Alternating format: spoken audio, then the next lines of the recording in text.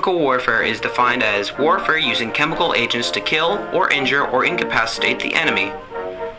During World War I, chemical weapons were a major component of the battlefield tactics. This is why World War I is sometimes called the Chemist's War. We all know Hitler as the leader of the Germans in World War II, or their Führer, but did you know that in World War I he was a notable gas victim? After his experiences with gas in World War I, Hitler staunchly refused to use gases during World War II. Ironically, the French were the first to develop chemical weapons. And this is ironic, of course, because France was inflicted heavy casualties by chemical weapons. Great job there, France. Some of the combatants during World War I considered the use of gas to be in conflict with the Hague Treaty, which prohibited the launching of projectiles containing poisonous gas. Of course, they were launching projectiles containing none other than poison gas, of course. During World War I, there were four main gases. At the beginning of the war, most of the gases were a tear-inducing irritant, which just meant that they were more irritant than they were actual poisonous gas. As the war proceeded, they used chlorine, which was deadly in most cases, but not quite as effective as the next gas, which was phosgene. Phosgene caused the most deaths during World War I. As the war progressed, they decided to switch from phosgene to mustard gas, which had deadly repercussions in most cases and caused many people to die. But however, it was not quite as effective as phosgene. Fatal gas casualties for the United States totaled for 1,462 casualties. Non-fatal casualties for the United States, however, totaled 72,807 casualties. The total number of gas casualties for all the powers throughout the war totaled 88,498 fatal casualties and 1,240,853 non-fatal casualties. Although only 3% of gas casualties were proved to be fatal, 2% were permanently disabled, and 70% were unfit for duty for 6 weeks. Although injuries sustained from gas attacks vary from chemical agent to chemical agent, most injuries sustained consist of irritants of the eyes, face, exposed tissues, and severe respiratory ailments. Because it was possible to develop countermeasures against these chemical attacks, gas was unlike most other weapons of the period. Countermeasures for gas attacks during World War I included various different types of gas masks. The first type of gas mask included a small cloth put over the face, while this developed into what was known as a large box respirator. A large box respirator was just a mask with a large box attached to it that filtered through the air.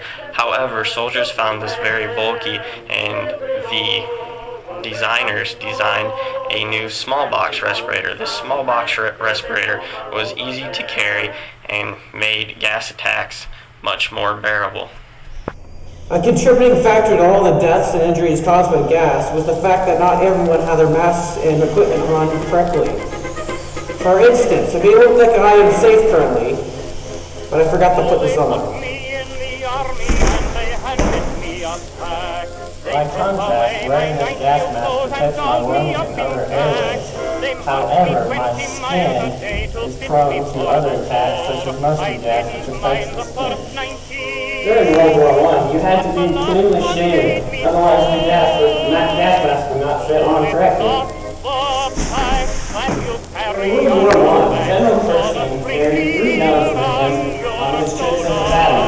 These doves were to alert the troops whether or not gas was being used. If gas was being used, the victims would die before the troops would bomb the gas mask. Hey, did anyone else forget to feed their doves? During World War I, those who ran away from the gas suffered more than those who stood in place. Also, those who lay down suffered more. The reason that people standing up or sitting down would be more affected by mustard gas would be that mustard gas is heavier than air, so someone standing close to the ground would be affected more by it than someone, say, in a hot air balloon. During World War I, it was a joke in France that if somebody yelled gas, then every single person in France would put on their gas mask. Le gas! Le gas! Sacre Dieu! Germany was the first to make large-scale use of gas as a weapon when fired 18,000 artillery shells containing bromide gas on Russian positions on the Rawaka River, west of Warsaw during the Battle of Bulgaria. Instead of vaporizing, the chemical froze and failed to have the desired effect. Guten Tag, Strasbourg! 999!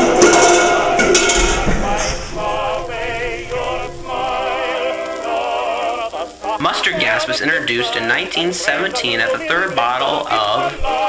Yes.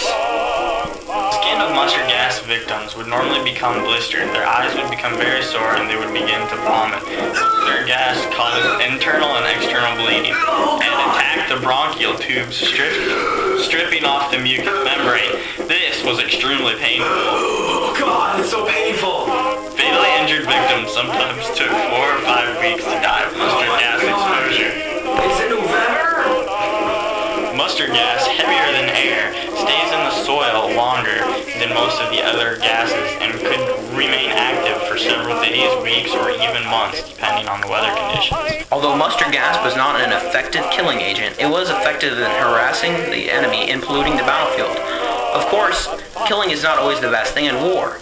Mustard gas was used because it would cause non-fatal casualties, thus taking up more men to help the injured combatant than it would be to help the dead combatant. Oxygen, a chemical weapon not as notorious as mustard gas, was more fatal and killed 85% of the 100,000 deaths caused by these weapons.